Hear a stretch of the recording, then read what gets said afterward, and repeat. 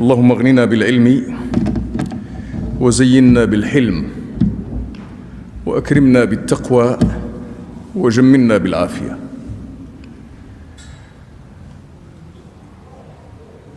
أحسن وقوفنا بين يديك ولا تخزنا في الدنيا ولا يوم العرض عليك، وهب لنا عملا صالحا نفوز به لديك.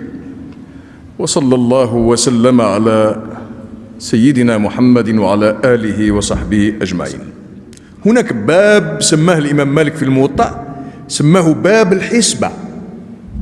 هذا الباب الحسبة فيه حديث عن ابن شهاب عن سعيد بن المسيب عن أبي هريرة، وهذا سبق لنا أن ترجمنا لهم وهم معروفون موجودون، أن رسول الله صلى الله عليه وسلم قال: لا يموت لأحد من المسلمين 3 من الولد فتمسه النار إلا تحلة القسم.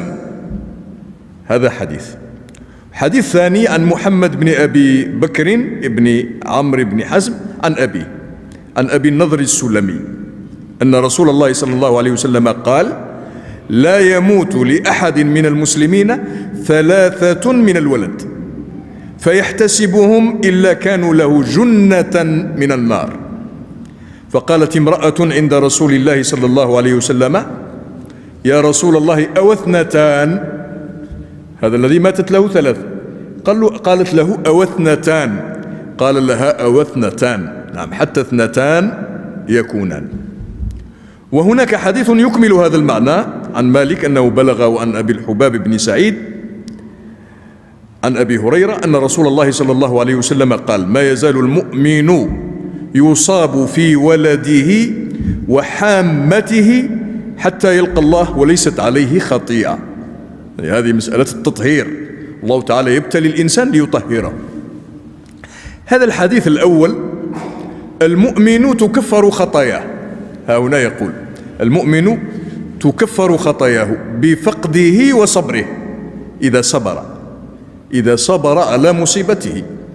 والولد هو أعز من يفقد، ليس هناك مصيبة أكبر من فقد الولد ولا فقد الوالد أيضا، وهؤلاء ولا الأم، وهؤلاء هم أقرب الأقربين إلى الإنسان. فهنا المؤمن تكفر خطاياه بالصبر على المصيبة. كان الإمام الشافعي رضي الله تعالى عنه يقول: من واجب الناس أن يتوبوا، لكن ترك الذنوب أوجب، والدهر في صرفه عجيب، وغفلة الناس منه أعجب، وكل ما يرتجى قريب، والموت من دون ذاك أقرب، والصبر في النائبات في المصيبات صعب، لكن فوات الثواب أصعب. هذا كلام الإمام الشافعي رضي الله تعالى عنه. فهنا الصبر عند المصيبة، عند الصدمة الأولى، أجره عظيم. ونبينا عليه الصلاة والسلام قال: إنما الصبر عند المصيبة الأولى. الصبر عندما يفجع الإنسان بشيء لم يكن ينتظره فصبر، ها هنا صبره يكون عظيما. ولهذا قال: يزحزح عن النار فلا تمسه النار، وتغفر ذنوبه، وإذا زحزح عن النار وغفرت ذنوبه نجا من عذاب الله. هذا لأنه صبر. وقد ورد في بعض الأحاديث أن الله تعالى لما تقبض روح الولد يقول الله تعالى لملائكته: أقبضتم روح ولد عبدي؟ أقبضتم مهجة قلبه وحشاشة مهجة نفسه وحشاشة صدره؟ قالوا: نعم. قال: ماذا فعل عبدي؟ إذا كان من المؤمنين قالوا: يا ربنا ذكرك واسترجع. قال: إنا لله وإنا إليه راجعون. وعادة الصالحون يقولون: الحمد لله الذي لا يحمد على مكروه سواه.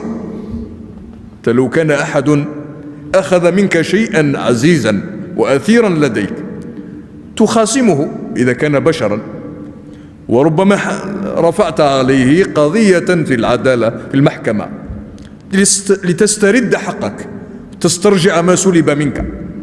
لكن الله تعالى إذا أخذ أمانته منك وعطيته وهديته وعاريته لديك لا مفر، وقد قالت إحدى الصحابيات مرة لزوجها وقد كان لهما ذهب إلى الجهاد في غزوة وترك ولدا حبيبا آثيرا وحيدا. والشيخ البشير الإبراهيمي قال عن الدينار الذي كان موجودا، قال أحب عندي هو أعز عندي من وحيد أمه، كل المنى في ضمه وشمه. فوحيد الأم هذا يكون عزيزا، عزيزا عند أمه وعزيزا عند أبيه.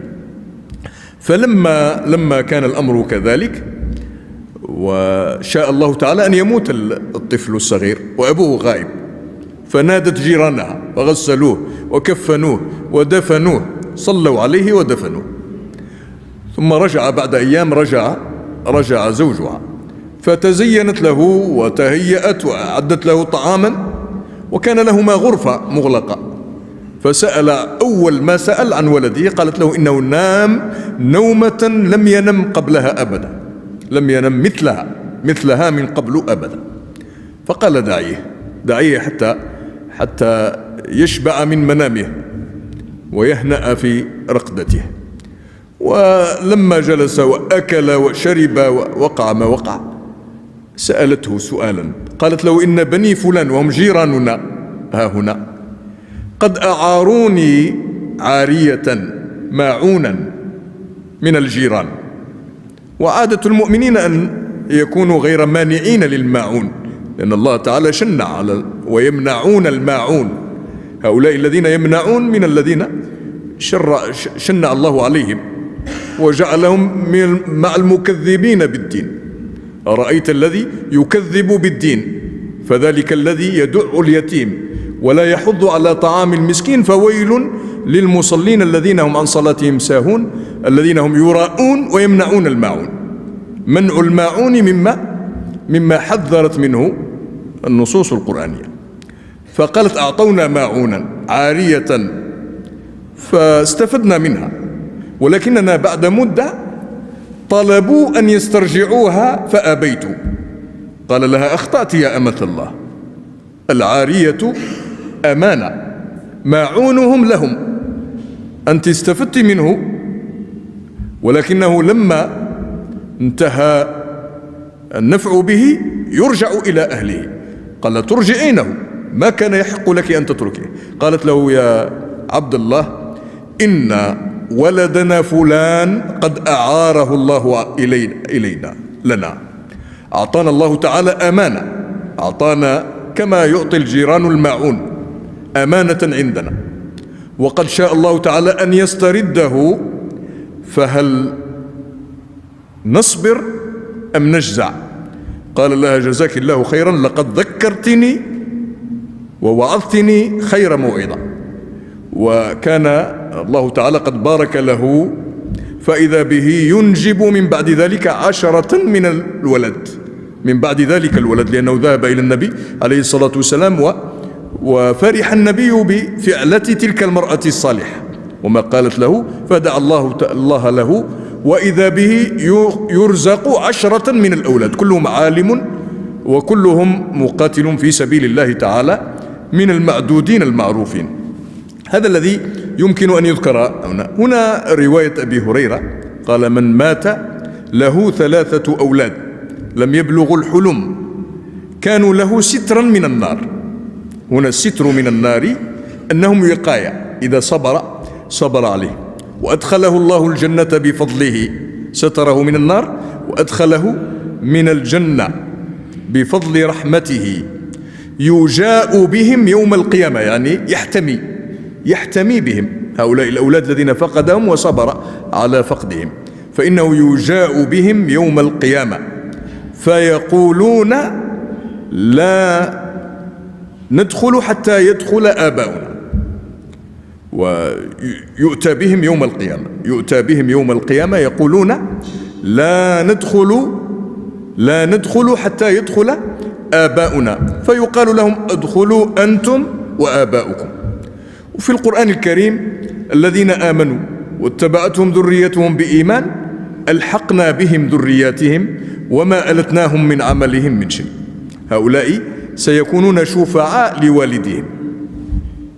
هذا أيضا دليل على أن أطفال المسلمين في الجنة، أطفال المؤمنين هم لم يعملوا ولم يرشدوا ولم تترتب عليهم الأحكام. وابن عاشر يقول: وكل تكليف بشرط العقل، ولا يكلف الإنسان إلا بعد أن يبلغ الحلم ويكون راشدا. فهؤلاء الأطفال الذين يموتون صغارا ما زال لم يكلفوا ولم يطلب منهم تشريع، فهم ما زالوا في سن الطفولة. قال: إن هؤلاء الأطفال الذين يموتون سيكونون في الجنة. وقد ذكروا أنهم في كفالة سيدنا إبراهيم عليه السلام، وقد كان هذا أيضا فيه نصوص.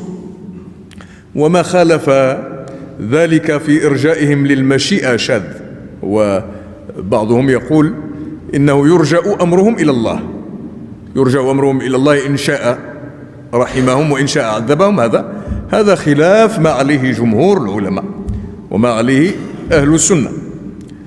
وهناك نص عن معاوية بن قرة بن إياس المزني عن أبيه عن النبي صلى الله عليه وسلم أن رجلا من الأنصار مات له ابن صغير، مات له ابن صغير، فوجد عليه، وجد بمعنى حزن وتألم عليه، وجد عليه، فقال له رسول الله صلى الله عليه وسلم: أما يسرك، وتخفيفا عليه قال له: أما يسرك ألا تأتي بابا من أبواب الجنة إلا وجدته يستفتح لك لكي تدخل منه؟